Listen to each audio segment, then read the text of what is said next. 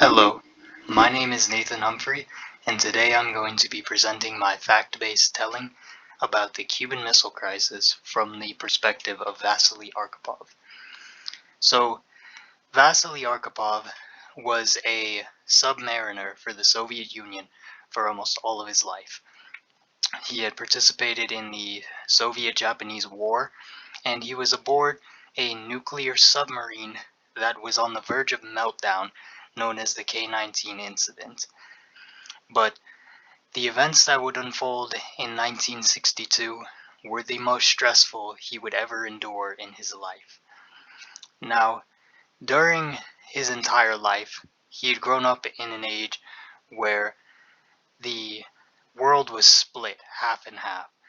There was the forces of democracy being driven by the United States and the forces of communism being driven by the Soviet Union. And now they basically had the world half and half, split down the middle, and this period of time was known as the Cold War. Now, the Cold War came to its most dangerous point when these pictures were released. These are pictures taken from a U-2 spy plane that the United States had deployed over Cuba. And now what these show are nuclear missile sites all around the island, which are at its closest point is only 90 miles from Florida. Now, that is terrifying to think, but it wasn't one-sided either. We had nuclear missiles in Turkey at the time, which weren't many more miles than 90 away from the Soviet Union's mainland as well. So, to respond to this, we formed a defensive naval and aerial blockade and also set up an embargo so that Cuba was basically cut off from all of their Soviet allies in every physical way. Nothing was getting in, nothing was getting out.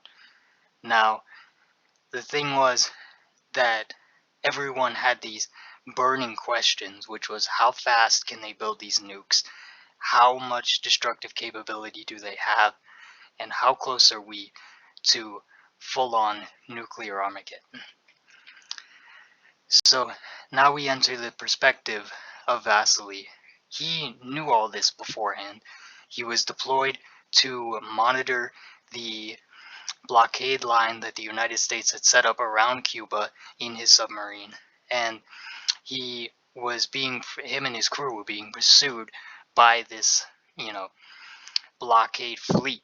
So for 8 days, they went completely dark, no contact with Moscow, no knowledge of what was going on, and they just sat there in a can like 40 miles, or I don't even know how deep, underwater trying to evade destroyers.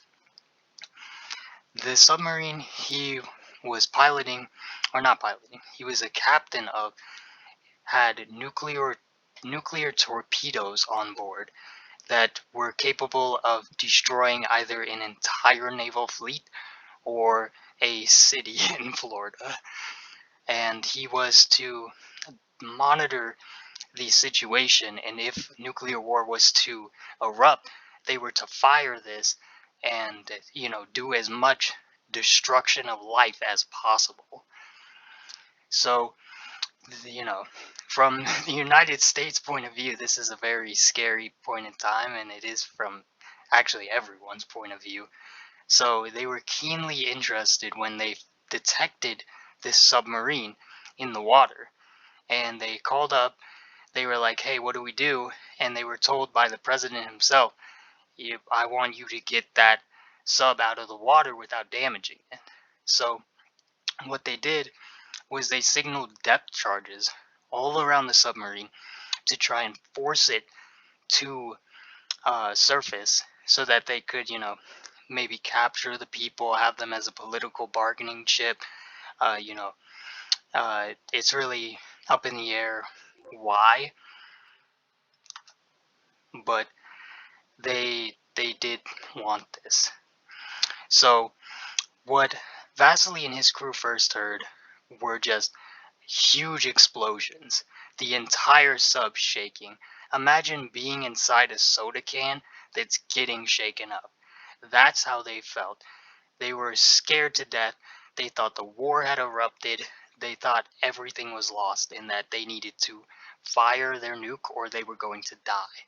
And even if they were going to die, they thought they should die serving their country at least. Now, the nuke they had was serious business.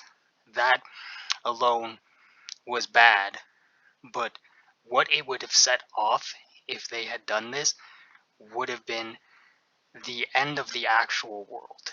At the time, the United States and the Soviet Union alone had enough nuclear firepower to end life on Earth 17 times over. 17 times. There is no bunker waiting out the storm. This is an extinction event. There would be no more anything if they got this wrong. And now this man right here, Vasily Arkhipov, he keenly understood this.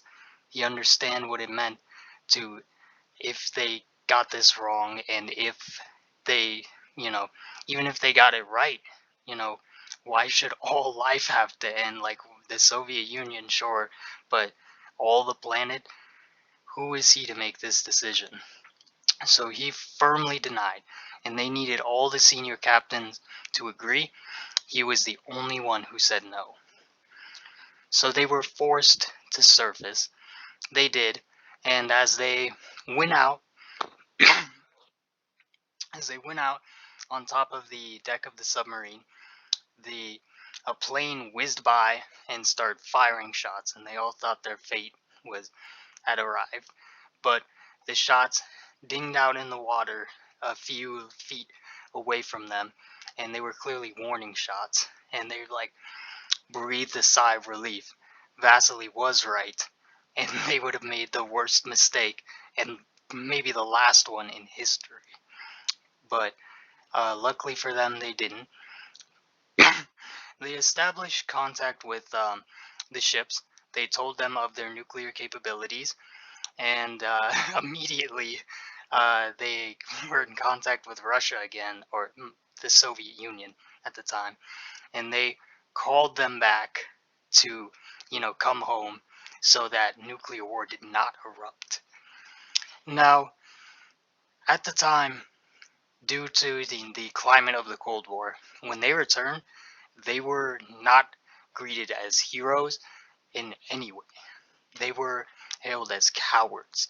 They were viewed as weak, who failed in the line of duty. Vasily himself actually reported captain telling him that he was better off going down with his ship. So, for the next 30 years, give or take, that the Soviet Union was the government of Russia, that was how he was treated. He was treated as a failure, someone who did the wrong thing, someone who made the Soviet Union look weak. But nowadays, we can all recognize that Vasily Arkhipov is one of the few people in history who can legitimately claim to have saved the world. Thank you.